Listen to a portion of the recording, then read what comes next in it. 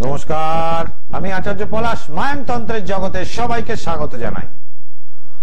লোকনাথ ব্রহ্মচারীর আজকে পর্ব 16। আগের বার যে পর্ব হলো সেই পর্বের মতনই লোকনাথ বাবা একই সঙ্গে দুটো স্থানে বিরাজ করতে পারেন। এই রকম আরেকটি ঘটনার কথা আপনাদের আজকে বলব। ভক্তদল পরিবেষ্টিত হয়ে বাবা লোকনাথ আশ্রমে বসে আছেন। ডাক হরকরা এই সময় এক গাদা চিঠি হাতে নিয়ে উপস্থিত তার আশ্রমে। উপরের ঠিকানা চিঠিখানা দূর থেকে বাবা লক্ষ্য করে বললেন, দেখ তো পার্বতীর চিঠি কিনা, কি লিখেছে সে। পার্বতীচরণ রায় বাবার এক ভক্ত। তখন তিনি দার্জিলিং এর ডেপুটি ম্যাজিস্ট্রেট, শিক্ষায় ও আচরণে সাহেবী ভাবাপন্ন। রায় মহাশয় ব্রহ্মচারী বাবার মধ্যে কি বস্তু দর্শন করেছিলেন তা তিনি নিজেই জানেন। নানা সময় এই মহাপুরুষের অহেতুকী কৃপা তার উপর বর্ষিত হতো। অর্থাৎ তিনি ম্যাজিস্ট্রেট ছিলেন, তিনি সুটেড বুটেড, কিন্তু সেই বাবা লোকনাথের চরণে এসে পড়তেন। পার্বতী বাবু সেদিন তার চিঠিতে কি লিখেছিলেন সেটাই আপনাদের শোনাই। তিনি সম্প্রতি দুরারোগ্য ব্যাধিতে শয্যাশায়ী ছিলেন দার্জিলিং এ। যখন সেই সময় ব্রহ্মচারী বাবা তিনি দুরারোগ্য ব্যাধিতে ছিলেন, অর্থাৎ পার্বতী বাবু সেই সময় বাবার নাম স্মরণ করছিলেন। এমন সময় বাবা লোকনাথ তার শয্যার পাশে এসে তার মাথায় হাত বুলিয়ে দেন। তখন পার্বতী বাবু রোগমুক্ত হন। আবার বাবা ওখান থেকে হঠাৎ ভ্যানিশ হয়ে যান। বাবার কৃপাদৃষ্টি যেন এইরকম ভাবেই পার্বতী বাবুর উপর থাকে, এটাই তার চাওয়া। এই হিসাবেই তিনি বাবাকে চিঠি লিখেছিলেন। একদিন পার্বতী বাবু বারদির আশ্রমে আসেন। সেদিন কি ঘটলো তার আগে কলার বন্ধুকে দেখে নি। জয় মা তারা। জয় মা তারা। বলুন, কে বলছেন, কোথা থেকে বলছেন? আমার ছেলের সম্বন্ধে একটু জানবো। ছেলের সম্বন্ধে? কি নাম আপনার? আমার নাম হচ্ছে আমার নাম হচ্ছে শুভদীপ দাস। আপনার নিজের নাম বলতে গিয়ে তোতলামো আরম্ভ করে দিলেন শুভদীপ বাবু। ছেলের কি জানবেন? আমার তো মনে হয় আপনারই জ্যোতিষ হরস্কোপ নিয়ে বিচার করা উচিত প্রথমে, তারপর ছেলেরটায় আসবো। কেমন? ছেলে একটু চাকরি বাকরি বিবাহ ব্যাপারটা একটু চেঞ্জ করবো। আচ্ছা, ছেলের নাম কি? ছেলের নাম হচ্ছে তন্ত্র দাস। তন্ত্র। জন্ম তারিখ বলুন। 27/5/1996। 27/5/1996। টাইম বলুন। সন্ধ্যে 6:30 কলকাতা। কি করছে ছেলে এখন? ছেলে একটা ছোটখাটো কাজ করছে প্রাইভেট কোম্পানি। প্রাইভেট কোম্পানিতে ছোটখাটো কাজ করছে। আচ্ছা, তা কি চাইছেন আপনি? ছেলে আরো বড় কাজ করুক, একটু ভালো কাজ পাবে কিনা, বিয়ে বিবাহ হবে কিনা। আচ্ছা আচ্ছা, সোমবার জন্মবার। হ্যাঁ, এখানে যেটা দেখতে পাচ্ছি ওর বৃশ্চিক লগ্ন, কন্যা রাশি, উত্তর ফাল্গুনী নক্ষত্রে জন্ম। এবার কথায় আমি বলি যে ছেলে দুটো জিনিসের মধ্যে একটু আগে বলুন, যে রোজগার এখনো করছে তাতে কি বিবাহ চলবে? তাহলে বিবাহ নিয়ে আলোচনা করি। দুটো প্রশ্নের উত্তর হবে না, একটাই হবে। সেটা কোনটা দেব? 14-15 মাইনা পাচ্ছে। রাহুর মহাদশা, বুধের অন্তর্দশা। Very good. এখন দেখুন, যেটা দেখতে পাচ্ছি ছেলের ইনকাম বা আরো বড় প্রমোশনের জন্য কি চেষ্টা করছে এখন? সেখানে করছে, এখানে থেকে বড় কিছু প্রমোশনের কিছু নেই, ভবিষ্যতে কিছু নেই। আর ও তো খুব একটা চেষ্টা করছে না কোথাও, ও যেখানে আছে সেখানেই থাকতে চাইছে, তাই না? হ্যাঁ, অনেক জায়গায় করেছিল কিন্তু পাইনি বলে এখন আর কিছু করে না। এখন দেখুন, হ্যাঁ, ও যেখানটা রয়েছে ওখানেই থাকুক, বেটার কোনো জায়গায় না যাওয়াটাই ভালো। হ্যাঁ, কারণ চাকরি যাবে না তো, বেটার জায়গাটা না যাওয়াটাই ভালো। এই মুহূর্তে তো যাবে না। আচ্ছা আচ্ছা, ঠিক আছে, 2026-এ মানে 25 সাল অব্দি সিকিউর, মানে 1 বছর পুরো সিকিউর আছে, সেদিকে কোনো চিন্তা নেই। জয় মাতা। এবার পার্বতীচরণ রায় বাবু মহাশয় একদিন ছুটি নিয়ে, তিনি ম্যাজিস্ট্রেট ছিলেন দার্জিলিং এ, তিনি ছুটি নিয়ে বারদি গ্রামে বাবার লোকনাথের আশ্রমে তার দর্শন করতে আসেন। পার্বতী বাবু বাবাকে প্রণাম করে জিজ্ঞেস করলেন যে বাবা, আপনি কি এর মধ্যে দার্জিলিং এ কোনো সময় গিয়েছিলেন? আমাকে কিন্তু সত্যি কথা বলবেন, কথার হেলায় পেঁচিয়ে রাখবেন না। লোকনাথ বাবা উত্তর দিলেন কৌতুক ভরা স্বরে, আমি কখনো বারদি গ্রাম ছেড়ে কোথাও যাই রে। তাহলে সেখানে বারদি গ্রাম ছেড়ে বাবা আশ্রম ছেড়ে কোথাও যাননি। তাহলে কেন এই কথা? যে তার মাথার পাশে বাবাই হাত রেখেছিল, এটা কিন্তু পার্বতী বাবু ভালো করেই জানেন, এবং তিনিও জানেন বাবা একই স্থান, মানে দুটি স্থানে একই সময় থাকতে পারতেন। পার্বতী বাবু অবাক হয়ে পড়েছেন, কিন্তু তিনি ছাড়বার পারত নন। বারবার বলতে লাগেন, কিন্তু বাবা, আমি আপনাকে স্বপ্নে দেখিনি, আপনাকে জীবন্ত জাগ্রত অবস্থায় শয়ন ঘরে স্থূল দেহে জীবন্ত রূপেই দেখেছি, আর তারপরেই আমি ব্যাধি থেকে মুক্তি পাই। বাবা শুধু সংক্ষেপে উত্তর দিলেন, আমি যে তোর কথা চিন্তা করছিলাম সেই জন্য তুই আমায় দেখেছিস। এইরকম লোকনাথ বাবার অনেক এরকম কাহিনী বা ঘটনা রয়েছে। একে বলা হয় রাজযোগ। এই দুটি জিনিস আপনাকে যোগ সাধনায়, এর আগে ধরুন তৈলঙ্গ স্বামী নিয়ে আমি অনুষ্ঠান করেছি, গুরু বামদেব, রামকৃষ্ণদেব, এগুলো বামদেব এবং রামকৃষ্ণদেব আমি আবার রিপিট করব আপনাদের কাছে।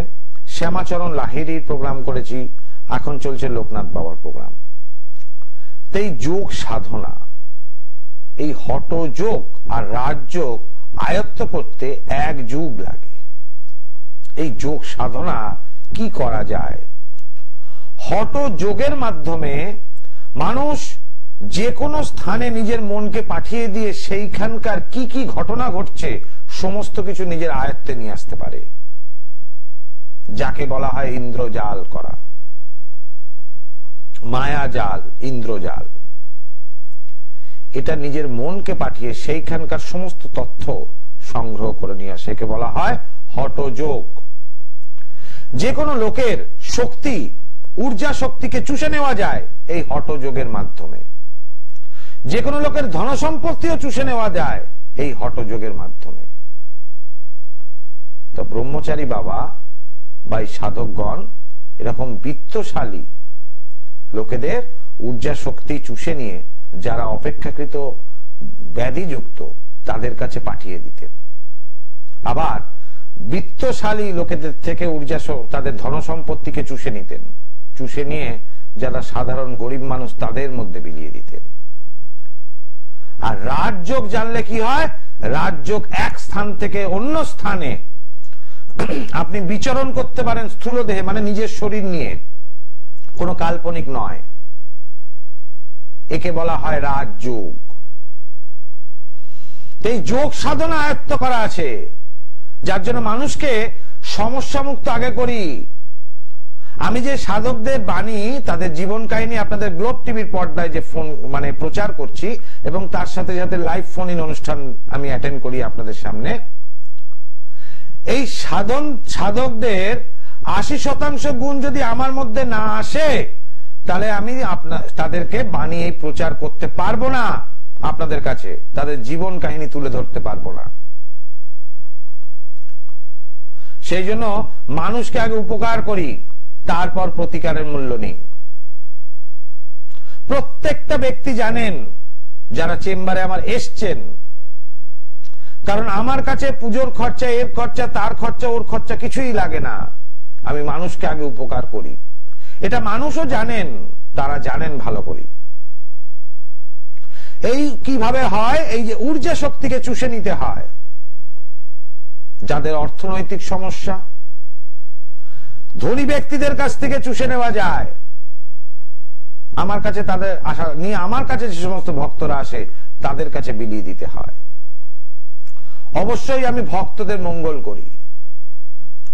মানুষের এখন তিনটে সমস্যা প্রধান: এক, অর্থনৈতিক সমস্যা; দুই, শরীর স্বাস্থ্য সমস্যা; তিন, শত্রু দ্বারা পীড়ন। যার জন্য আমার নিজস্ব বাসগৃহ উত্তর কলকাতার শ্যামবাজারে আমি 3টে দিন ফাঁকা রেখেছি এই যজ্ঞের জন্য। সোমবার দিনটা ফাঁকা থাকে রোগ মুক্তি ক্রিয়া করার জন্য, যাদের শরীর স্বাস্থ্য ডিস্টার্ব তাদেরকে শরীর ঠিক করে দেওয়া। তাহলে স্বাস্থ্যবান যারা রয়েছে, যে সমস্ত প্লেয়ার মাঠে খেলে তাদের শরীর স্বাস্থ্য ভালো থাকে, তাদের থেকে শক্তি চুষে নিতে হয়। কিভাবে? একটা ছবিতে দেখে। টেকনোলজি জানতে হবে, তার জন্য তার আমার কাছে আসার দরকার নেই। দুই, মঙ্গলবার শত্রু বিনাশের জন্য দিন। মহিষাসুরের মতো এরকম যারা শক্তিশালী ব্যক্তিরা রয়েছেন, নাম এখানে বলা যায় না, খুব ওমরা চোমরা, তাদের থেকে ঊর্জা শক্তিকে চুষে নিতে হয়। চুষে নিয়ে আমার ভক্তকে প্রদান করতে হয়, যাতে সে শত্রু নাশ হয়ে যায় তাকে দেখে, শত্রু ভয় পাবে তাকে দেখলে। আর তৃতীয়, অর্থ।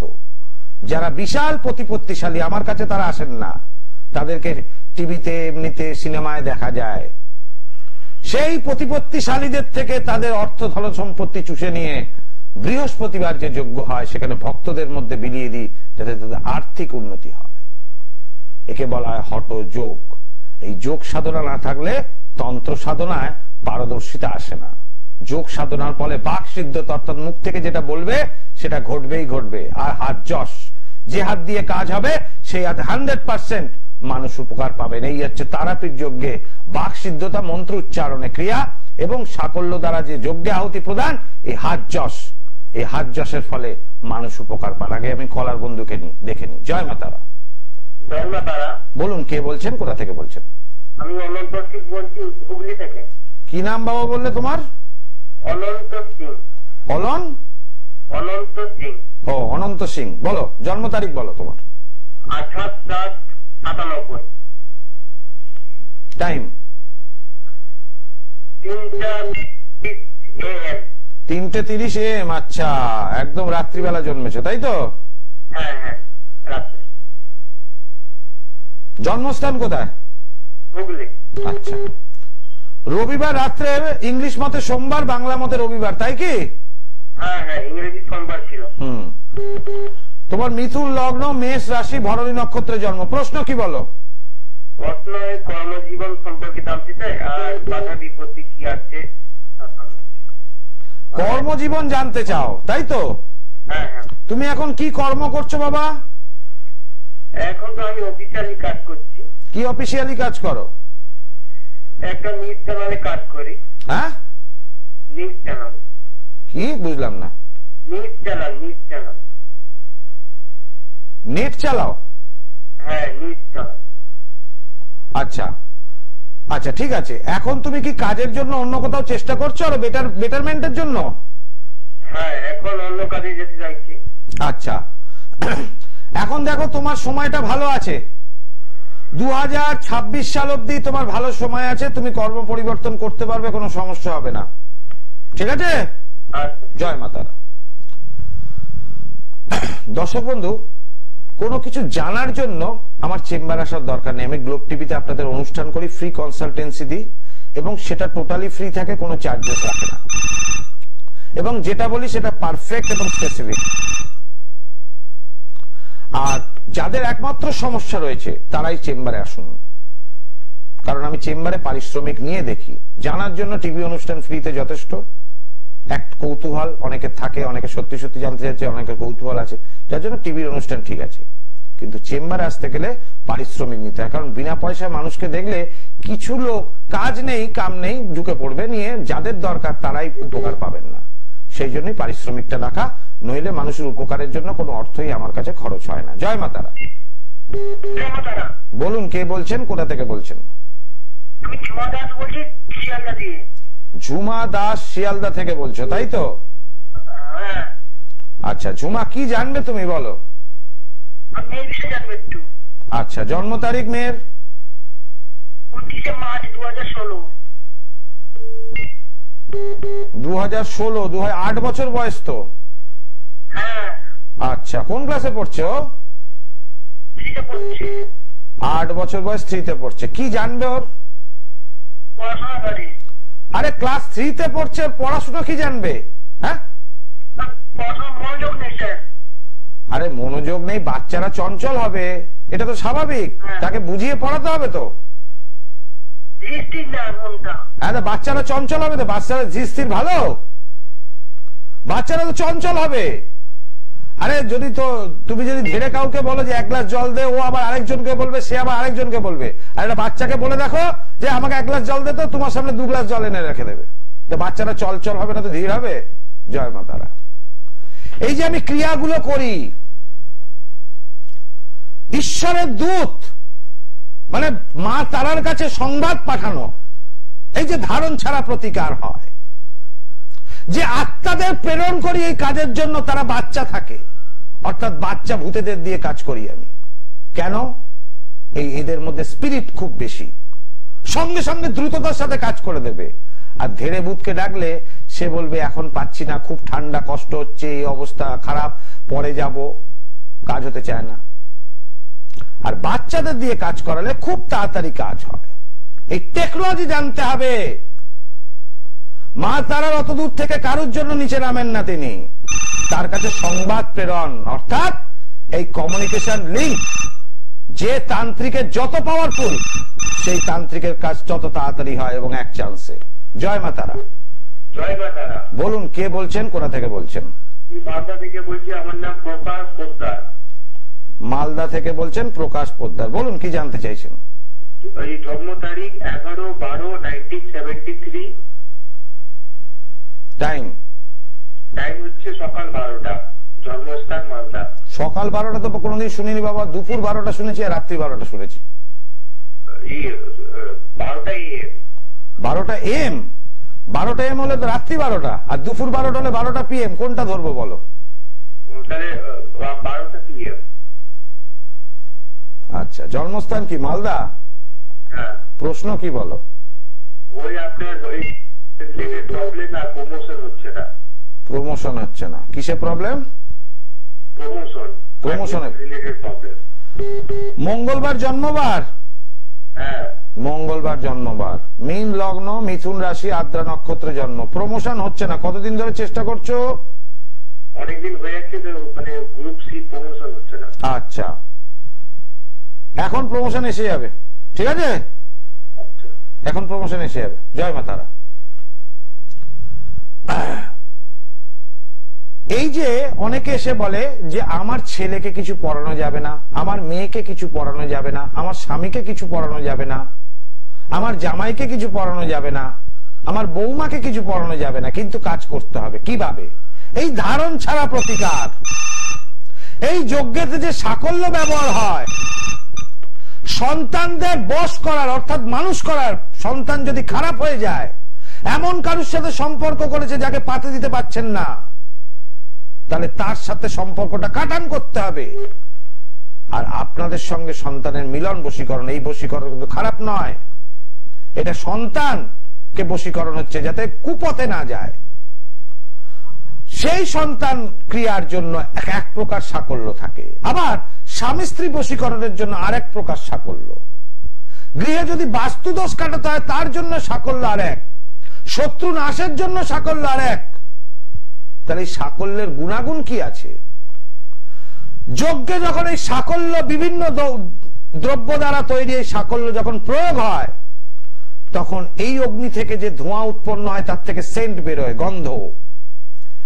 যে ব্যক্তির যে আত্মাকে দিয়ে ক্রিয়া হবে, সেই আত্মা ওই গন্ধে ওই স্থানে উপস্থিত হবে, এবং তাকে যে ব্যক্তি ধারণ ছাড়া প্রতিকার করতে হয়, সে ব্যক্তির নাম আর ছবি দিয়ে ক্রিয়া করলে এবং বলি দিলে 100% সেই ব্যক্তির কিছু পড়ার দরকার নেই, সে সমস্যা মুক্ত হবে, সমস্যা যাই হোক না কেন।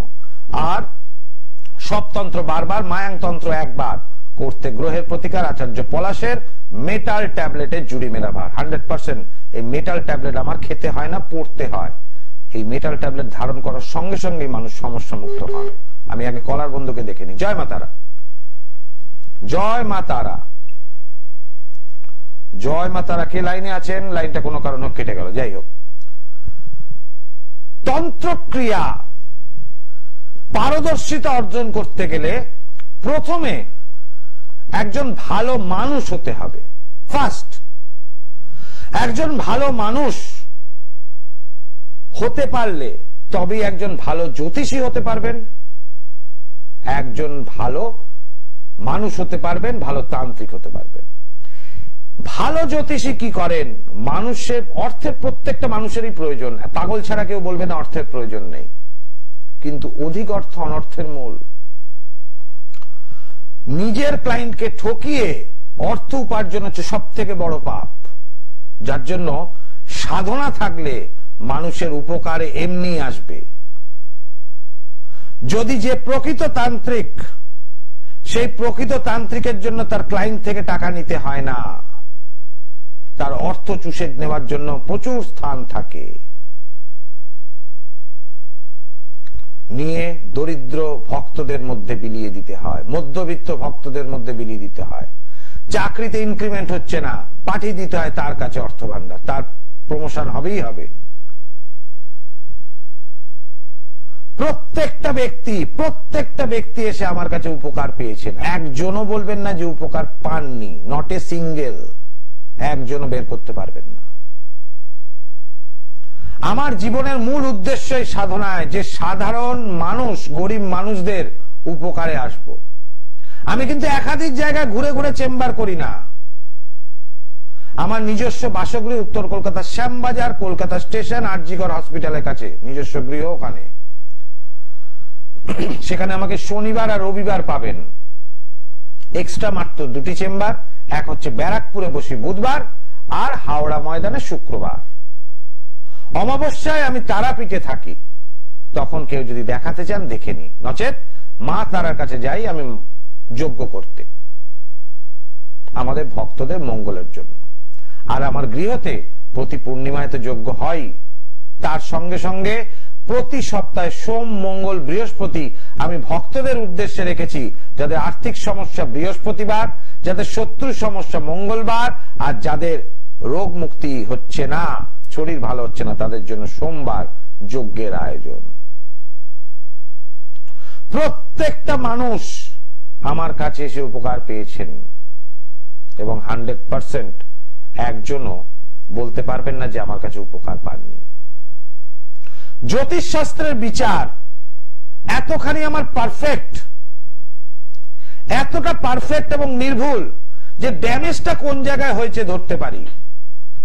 এটা কি গ্রহগত কোনো সমস্যা, না বাস্তুগত কোনো সমস্যা, না তৃতীয় ব্যক্তি দ্বারা ক্ষতি করার সমস্যা।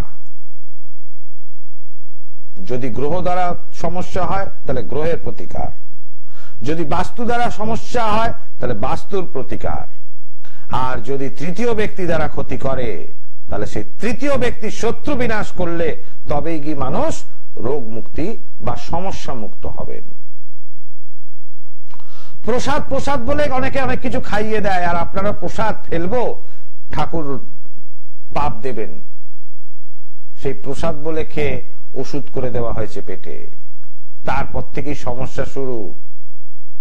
পটিতে গিয়ে ব্লাড বেরোয়, কাজে এনার্জি আসে না, বাড়িতে অশান্তি, অর্থনৈতিক সমস্যা, অল্পেতে রাগ হওয়া, কাউকে দেখলে ভয় ভীতি লাগা, প্রতিবেশী ভালোবাসে না, কর্মস্থানে ঝামেলা, বাড়িতে তো রয়েছেই, শত্রু চালান করলে এগুলো হয়। প্রসাদ বলে খাইয়ে মানুষকে চালান করা যায়। আর কেউ যদি কালা জাদু দ্বারা ক্ষতি করে, কেউ যদি আদিবাসী তন্ত্র দ্বারা ক্ষতি করে, কেউ যদি পিশাচ তন্ত্র দ্বারা ক্ষতি করে, কেউ যদি সোলেমানি তন্ত্র দ্বারা, ইসলামী তন্ত্র দ্বারা ক্ষতি করে, 100% সব তন্ত্রের উপর বড় তন্ত্র হচ্ছে মায়াং তন্ত্র। কারণ বলা হয় 51 পীঠের মধ্যে সর্বশ্রেষ্ঠ পীঠ কামাখ্যা পীঠ, সেরকম সব তন্ত্রের উপর মায়াং তন্ত্র। 100% যে কোনো তন্ত্রের কাটান করা যাবে কেউ যদি ক্ষতি করে থাকে। আর মায়াং তন্ত্র যারা কোনোদিন শত্রুকে স্তম্ভন করা যায় বা বিনাশ করা যায়, সেই শত্রু শত্রুতা করাই ছেড়ে দেবে। প্রত্যেকে ভালো থাকুন, সুস্থ থাকুন। আর আপনাদের কাছে এইভাবেই আমি লোকনাথ বাবার পর্ব আগামী দিন বলবো। আরেকটি ঘটনা, তিনি একই সময় দুটি স্থানে বিরাজ করতেন, এরকম ঘটনা আরেকটি বলবো। আজকের মতো এখানে বিদায় নিচ্ছি। সবাই ভালো থাকুন, সুস্থ থাকুন। ওম সর্বমঙ্গল মঙ্গলে শিবে সর্বার্থ সাধিকে শরণ্যে ত্র্যম্বকে গৌরী নারায়ণী নমস্তুতে।